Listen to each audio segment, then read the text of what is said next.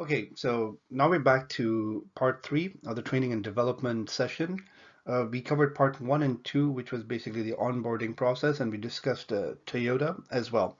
In part three, we will briefly explain each of the steps in the training process. So there are around 15 slides in this, excluding maybe the last one. And now let's just proceed. So next slide.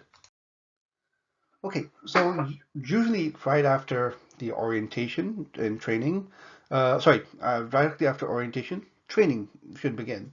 And as you can see, there are Lego people here, and I don't know why they put Lego people there. It looks kind of cool. Maybe I should have a Lego class as well. Training means giving new or current employees the skills they need to perform their jobs. Oh my God, I'm going to sneeze. Oh, I hate allergies. Oh no. Oh, my tea's cold too. So, okay, let me go back. Training means giving new or current employees the skills they need to perform their jobs, such as showing new salespeople how to sell your product. It could include also training people in a new software system. It could train people in improving their leadership skills. And training might involve having the current job holder as well explain the job to the new people who just been hired, or even a multi-week classroom or internet classes. All of them can provide the same sort of value to a certain extent. So employers also increasingly capitalize on the fact that the training fosters engagement. But it's important, though, to understand that training can't work miracles. The reason for that is it depends on KS, I would say A and knowledge, skills, and ability. Some people are not that competent. They might not learn that fast. Some people are different types of learners. Some are, visual learners. Some are kinesthetic learners, meaning they learn by doing. Some learn by seeing. Some learn by hearing. It all depends. So you might have to have different ways of training people and bringing them on board as well. Okay, so that being said, I'm moving to the next slide. I don't want to waste too much time. Okay, so let's talk a little bit about the employment laws that's know your employment. And there's usually some companies do this sort of training. Managers should understand the legal implications of their training related decisions. This is with respect to discrimination, and it's in many countries they have their own legislation, and that requires the employer avoid discriminatory actions in all aspects of its HRM process. That also applies to selecting which employees to train. There sometimes can be favoritism or nepotism, maybe even some word of racism or involved, and it can be even from one country. It could be people differ from the type of towns they're coming from. It could depend in many aspects. You better be careful who you discriminate against. If someone is more than willing and able to do something and has the competencies and has a right to take up the training session, you should send them there. Otherwise, you're just creating an environment of unfairness. So let me repeat it. The HRM process, it also applies to selecting which employees to train. Employers face much of the same consequences for discriminating against protected individuals. Protected individuals could also be based on gender, could be minorities, could be people who have special needs. This including when selecting candidates for training programs. Now, even it's also related to promotion and other related decisions. So just don't be that sort of person that you might end up being in a lawsuit, for discriminatory practices. And inadequate training can also expose the employer to liability for negligent training. As one expert puts it, it's clear from the case law that where an employer fails to train adequately an employee, subsequently does harm to third parties. For example, if you don't train your employees in safety measures, they might end up burning down the kitchen and, of course, harm your customers. So the court will find the employer liable for not training them in safety, practices and giving them those sort of training when required. So among other things, the employer should confirm the applicant's claims of skills and experience, provide adequate training if they are lacking in some places, so particularly where employees work with dangerous equipment, and also evaluate the training to ensure that it's actually reducing risk. So if you train them in safety needs, you train them in other things, and it brings about a change in terms of process efficiency, reduces risk, they should be a measurement way, or, just testing them would be very viable. Again, managers should understand the legal implications of their training related decisions. Moving ahead to the next slide. Now, let's talk about aligning strategy with training and how is it important and what is this guy doing over there? Is he sitting on like some sort of seesaw? Maybe he's having fun. Anyway, the employer's strategic plan should govern its training goals. The type of people that you want should also be qualified to provide value to the company. In essence, the task is to identify the employee behaviors the firm will need to execute a strategy, and from that, deduce what competencies, for instance, knowledge, skills, abilities, will be needed. Then put in place those training goals and programs to instill these competencies. The accompanying strategic context feature provides an example. So let's just take a look on the next slide. So over here, I have embedded an assignment. Haha. See, if you weren't watching the videos, you wouldn't know about the assignment. Improving performance. The training program that turned Macy's around. For about 6 years after buying the May department stores company in the early 2000s, Macy's Incorporated was in a consolidation cost-cutting mode. During these years, with the focus on cost-cutting, Macy's customer service suffered and many sales associates weren't providing the level of service that customers wanted.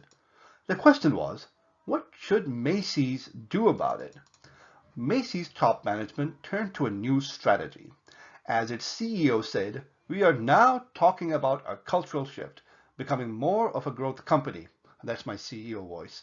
However, Macy's top management knew that growth would not occur without a big improvement in its However, Macy's top management knew that growth would not occur without a big improvement in how its sales associates treated customers. To produce the improved customer service, Macy's needed to achieve its new strategy. Macy's installed a new training program, and rather than just watching a 90-minute interactive video as it previously did, the sales associate now attended a 3.5-hour training session aimed at cultivating higher level of customer services. Macy's managers believed the training program and resulting customer service improvement would be the biggest factor in driving their company's sales growth. And indeed, same-store sales rose by 5.3% in 2011, 3.7% in 2012, and about 3.5% in 2013, well above many competitors. Now, here is your assignment. Number one, once again, you will have a report box to upload this on Become, and you'll have to consolidate all your assignments, okay, in one part. Assignment number one is on average of 200 words. You must provide citations and references. You can follow the MLA method. You can follow the Chicago method. You can follow the Harvard method. You can follow the Coventry method, the APA method, but citations and references are important. The question here is, what other human resource management steps do you think Macy should take in order to improve customer service performance? And with that, will you please also write the question, then the answer, of course, your references, and then afterwards you can follow up with the second question. I will give you the remaining details afterwards. Okay, moving to the next slide. The ADDIE 5-step training process. Oh, such a cute name, ADDIE. All right.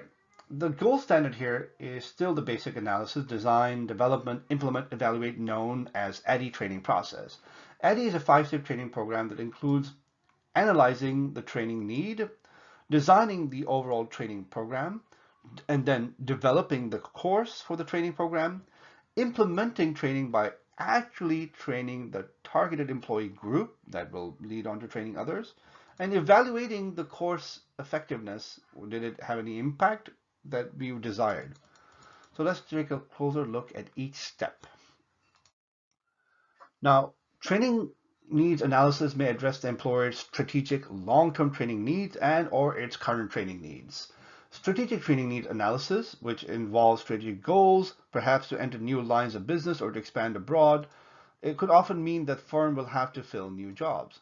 Strategic training needs analysis identifies the training employees will need to fill these future jobs. Whereas for customer training needs analysis, the most training effort aims to improve current performance, specifically training new employees, and those whose performance is deficient. So how you analyze current training needs depends on whether you're training new or current employees. So the main task for new employees is to determine what job entails and to break it down into subtasks, each of which, when they teach to the new employees, will be measured in terms of how much they're lacking as well. So let's talk about another thing, which is analyzing current employers' training needs is, very complex because you must also ascertain whether training is the solution. Managers use task analysis to identify new employees' training needs and performance analysis to identify current employers' training needs. I mean, if they're deficient in something, should we send them to improve that sort of competency?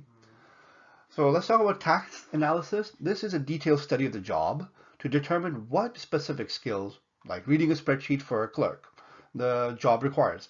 For task analysis, job descriptions and job specifications are essential, and both things are different, okay? Job description describes the task you have to do. Job specifications are the skills, competencies, and abilities you require. Performance analysis is as defined before, over here. So for underperforming current employees, you can't assume the training is a solution. In other words, is it lacking of training or something else? Maybe they're just incompetent. Performance analysis is a process of verifying that there is a performance deficiency and determining whether the employer should correct such deficiencies through training or some other means, like transferring the employee maybe, or maybe putting them in a different type of task altogether. Okay, next slide. Okay, so have you heard of this saying called you can't do it or you won't do it? The difference over here is willingness and ability. And some people can't do it because they don't have the ability, and some people won't do it because they're not willing. Uncovering why performance is down is the heart of performance analysis. The aim here is to distinguish between can do and won't do problems. First, determine whether it is a can do problem, and if so, its specific causes. For example, the employee don't know what to do or what your standards are. There are obstacles in the system, such as lack of tools or supplies. There are no job aids, such as the color-coded wires that show assemblers which wire goes where. If you ever try to, what do you call it, work as an electrician, or back home we do that. On our own, we are told that every wire color is different for a reason: neutral, earth, and live. But when it comes to other things, when people don't have some sort of tool or aid, it becomes a problem that is known as what do you call it? Well, can't do. So you've hired people who haven't the skills to do the job, or training is inadequate. Or it also might be a won't do problem. Here, employees could do a good job if they wanted to. One expert says perhaps the biggest trap the trainers fall into is developing training for problems that training just won't fix. That's my narration voice.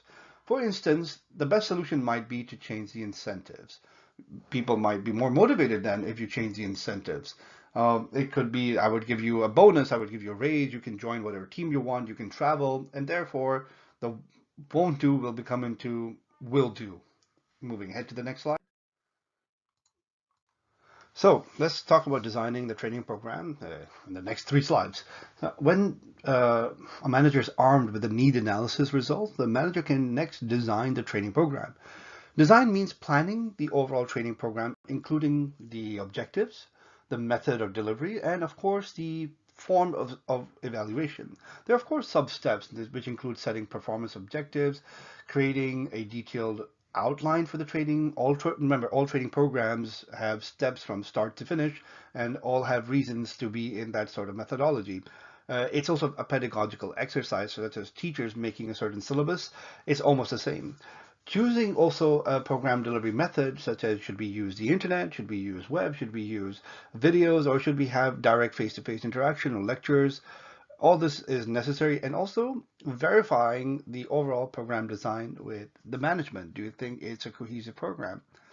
The design should include summaries of how you plan to set a training environment that also motivates the trainee both to learn and to transfer what they learn to the job. It is also here that the manager reviews possible training program content, including workbooks, exercises, and activities, and also estimates a budget for the training program. Why the training program budget? Because it's going to cost money to pay off the trainer, to pay for the location, to pay for traveling, and all other things. And okay, so if the program is to use technology, the manager should include a review of the type of technology they plan to use as part of the analysis. So next, we'll look a little more closely at the specific design issues. Moving to the next slide. Now, in part two over here, training, development, learning, or more generally, the instructional objectives should specify in measurable terms what the trainee should be able to do after the successful completion of the program. And when we say quantifiably, it should have an impact on the job in terms of time and productivity, efficiency, profitability, and all those things. In creating a motivational learning environment, the manager should address several issues, such as the learning requires both ability and motivation, and the training program design should accommodate both of these things. In terms of ability, the learner trainee needs, among other things, the required reading, writing, and mathematical skills. Trainees are rarely homogeneous. For instance, in terms of intellectual capacity, in the same thing in my class, but I'm teaching you guys because at the American Business School, the courses are modular. So in one class, such as Principles of Marketing, I have students from the first year, second year, third year, fourth year, as well as they're from different programs such as the BBA or the Bachelor of Fashion Luxury. So their capacity to learn, their maturity, their experiences all differ, and therefore they're not very homogeneous. So in setting the learning environment, the manager therefore should address several trainee ability issues. For example, how will our program accommodate differences in training ability? Do we need to provide remedial training or something more secondary to uplift them? Second, the learner must also be motivated. No manager should waste his or her time showing a disinterested employee how to do something, even if they have the requisite ability. And it's very simple, motivation is a big factor, and there's something that Bruce Lee said that you have to unlearn your abilities to gain new ones, or even the same ones, because people, when they think they know something really well, they will dictate it to others. Yeah, I already know my job, but there's no harm in a little bit of, I would say, revision. Also, the training program's effects will be diminished if trainees return to their jobs to snide comments such as, I hope you'll like your little vacation from colleagues. That's a snide remark. That's my snide remark narration voice. Therefore, the low-hanging fruit in motivating trainees is to make sure the trainees' peers and supervisor supports the training effort. And it's all about, once again, building that sort of engagement in your environment, that they're happy for each other, that you went out for that training program for a week or so, or 2 or 3 days. It wasn't a holiday, it was an intensive program. They come back and they can spread the knowledge and valuable information to others to, I would say, encourage the team to move forward in their abilities and competencies as well. Next slide. Now, in this last part, when you're designing the training program, make certain you make the learning meaningful. Learners are more motivated to, I would say, acquire knowledge and skills if there is meaning for them. There's an objectivity towards that. Therefore, number one, at the start of the training, provide a global view of the material, a bird's eye view that you're going to present. For example, show why it's important and provide an overview of the learning program, how it would aid them in their day-to-day tasks and their long-term goals and careers. Number two, always show familiar examples for the job, for the industry, for their lifestyle, for them to make sense to them when they are, being trained. I try to use the same thing as much as possible. I was also at one point a student, just like you. So I've experienced some of those things that you might have experienced currently or will experience. So I have to use familiar examples at the same time. Number three, organize the information so you can present it logically in meaningful units. Break down the units, just like when we're giving you different chapters in a book. The training can have, let's say, basic, intermediate, advanced levels, or it could also relate to the type of department you're in, and then break down the processes as well. Use terms and concepts that are already familiar to trainees. That means the lingo and jargon that you're using should be familiar to the company, people that are being inducted, or from their industry. And number 5, always use visual aids. Visual cues are more interesting and educative than just text. And also, lastly, create a perceived training need in trainee's mind. For example, there's a study where pilots who experience pre-training accident-related events subsequently learned more from an accident reduction training program than did those experiencing fewer such events. Similarly, before the training, managers need to sit down and talk with the trainee about why they're enrolled in the class, what they're expected to learn, and how they can use it in their job, their daily task, and of course, further down the line in their career at that company. Next slide. Okay. Now, just a few things to add over here. When you're talking about skill transfer, that means transferring knowledge and skills to the new people, you should make the skill transfer obvious and easy. And the way to do that is, first of all, emphasize on or maximize the similarity between the training situation and also the work situation. Okay, what you might encounter at work should be replicated in the training sessions. Number 2, also provide adequate practice for the people, not just deliver the lecture and then walk away. Give them exercises to do and evaluate the results for those. Number 3, you can label or identify each feature of a machine or step in process as well. So make sure that you are pointing them to the right label or identification or some form of, I would say, clarity in the process as well. Number 4, direct the trainee's attention to important aspects of the job. Here, for example, if you are training a customer service representative to handle calls, explain the different types of calls they will receive or encounter, such as complaints. They could be related to grievances. It could be related to asking for help or asking for warranties, so on and so forth. Number 5, provides heads up information. Heads up is something you should look out for. Okay, that's not what I'm saying. No, you don't look out for heads up, but heads up means, for example, supervisors often face stressful conditions.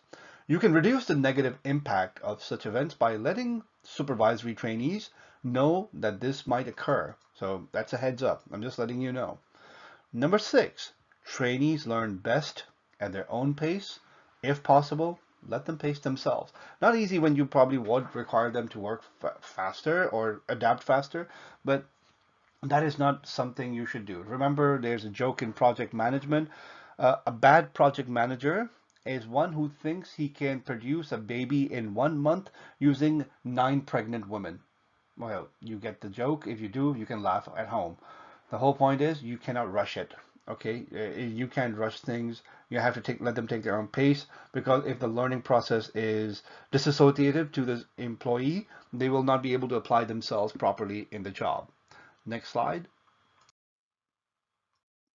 Now, you have to make sure the learner gets plenty of feedback. In particular, we should say trainees learn best when the trainers immediately reinforce correct responses, perhaps with a quick, well done, boy, or very good, this is excellent, those sort of comments, which I never use for my students because they're not very good learners, so I avoid them. Number 2, the learning curve goes down late in the day.